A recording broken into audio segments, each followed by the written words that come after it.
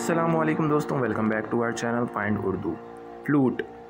Flute एक musical instrument है जो एक लंबी सीधी पाइप होती है जिसमें छोटे छोटे होल्स होते हैं। जब कोई शख्स इसमें फूंक मार कर होल्स पर उंगलियां रखता है तो उससे बहुत प्यारी और नज़म आवाज़ निकलती है।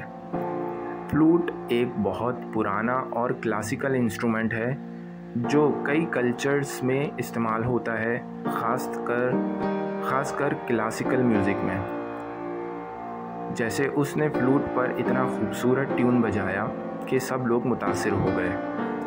The sound of the flute echoed through the forest creating a magical atmosphere.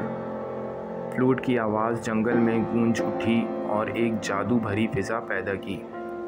Flute एक नरम और पुरानी म्यूज़िकल इंस्ट्रूमेंट है जो मुख्तलिफ़ कल्चर्स में मेलोडीज़ बनाने के लिए यूज़ होती है। तो दोस्तों, ये था फ्लूट लफ्ज़ का मतलब। उम्मीद है अब आपको समझ में आ गया होगा। मिलते हैं नेक्स्ट वीडियो में। शुक्रिया।